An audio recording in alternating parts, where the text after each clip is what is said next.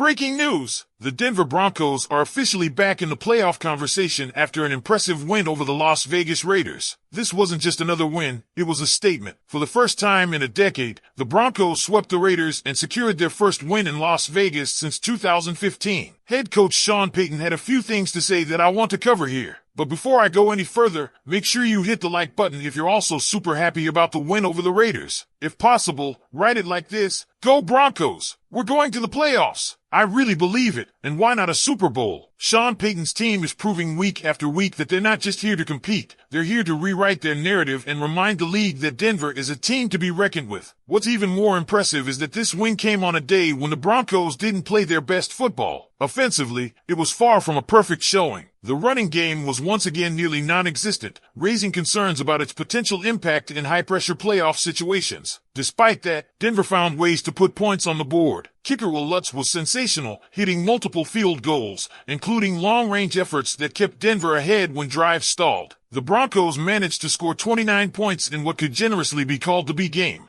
showing their ability to succeed even when they're not firing on all cylinders. Imagine what this offense can accomplish when everything is clicking. Quarterback Bo Nix continues to grow into his role as the leader of this team, completing 25 of 42 passes for 273 yards and 2 touchdowns. Nix looked every bit the composed and confident quarterback Denver needs. There were some small hiccups, particularly in clock management late in the game, but overall, his performance gave Broncos fans plenty of reasons to be optimistic. Importantly, when was the last time anyone accused Nix of making a rookie mistake? It's rare, and that speaks volumes about how quickly he's adapting to the NFL. On a day when Denver's offense wasn't at its sharpest, Nix still delivered, keeping his team in control. But let's talk about the ground game, or lack thereof. The Broncos' inability to establish a reliable rushing attack is becoming a glaring issue. Imagine a playoff scenario. Denver is up by 7, needing a couple of first downs to ice the game, but the opposing defense knows they can't run the ball effectively. Selling out against the run, the defense forces Denver to punt, setting up a game-winning drive. It's a legitimate concern as the postseason approaches,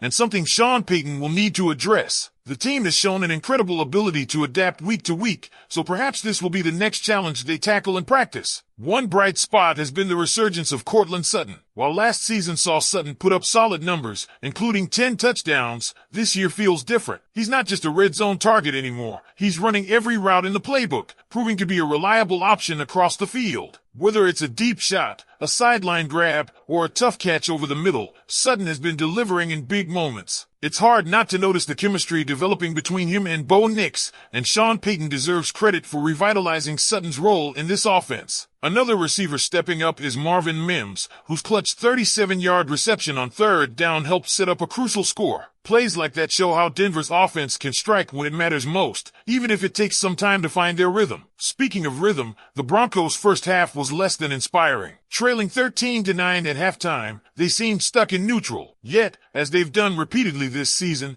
they found another gear after the break, putting up 20 points in the second half while shutting the Raiders down. This leads us to the defense, which continues to be the backbone of this team. The second half adjustments were masterful, highlighted by Brandon Jones' game-changing interception. Denver's defense not only forced turnovers but turned them into points, a hallmark of successful teams. Vance Joseph deserves immense credit for his aggressive play calling. Lacking star pass rushers like Von Miller or Bradley Chubb in their prime, Joseph has leaned into creative blitz packages to disrupt opposing quarterbacks. The result? Denver leads the NFL in sacks, with Nick Bonitto emerging as a standout with 10 sacks on the year. Sean Payton didn't hold back when reflecting on the Denver Broncos' latest win and what it signals about the direction this team is heading. For fans, this is the moment you've been waiting for, a sign that this isn't just another year of rebuilding or excuses. Payton himself made it clear, this is not the same team as last year, and their growth was on full display. Right from the start, Payton addressed a point that resonates with anyone who's followed championship-caliber teams. He said, and I quote, "Elite teams in 17 regular season games will be really ready for 13 or 14 of those games,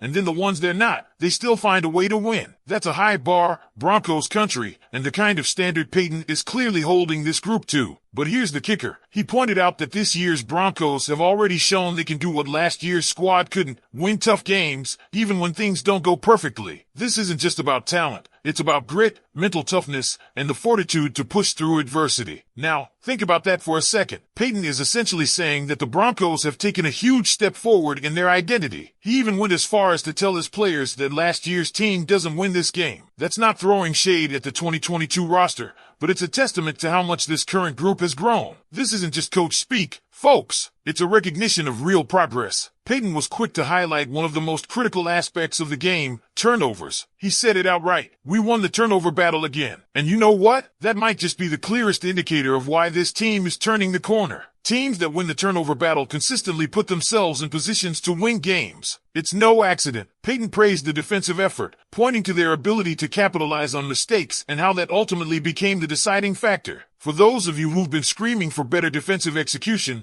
this is the kind of accountability and performance you've been waiting for. But it wasn't all about turnovers. Payton also dove into strategy, giving fans a rare behind-the-scenes look at the game plan. He talked about the importance of containing Gardner Minshew, describing how the coaching staff stressed a cage rush approach to keep the Colts quarterback in the pocket. Every time Minshew escaped, Payton admitted he was shouting for adjustments. This level of detail shows just how much thought goes into preparing for every single snap. When the team executed that strategy well, it paid off. And then there's the defense's handling of the Colts' dynamic offensive weapons. Payton specifically mentioned players like numbers 89, 98, and 19, praising the unit for neutralizing them for most of the game. While there were some missed assignments, as Payton noted, the overall effort was enough to keep those playmakers from taking over. That's what good teams do. They limit the damage, even against top talent. Let's talk about the run defense for a moment, because Payton didn't let that go unnoticed either. He called out the eye candy motion plays designed to confuse defenders, acknowledging that those kinds of plays are tough to handle. But here's the important part. The Broncos didn't let those moments define the game. They stood firm, showing an ability to adapt and overcome, a quality that championship teams are built on. One thing that stood out in Payton's remarks was how adamant he was about this being a new team. This team's entirely different, he said, driving home the point that the mindset, the work ethic, and the approach to the game have all changed. If you've been watching closely, you've probably noticed it too. This is a team that doesn't just hope to win, they expect to. Payton's confidence is contagious, and it's clear he believes in what this group is building. Fans, this isn't just about one game or even one season. What Sean Payton is describing is the foundation of a winning culture, something Broncos country has been desperate to see return to Denver. The team is learning how to win, how to fight through challenges,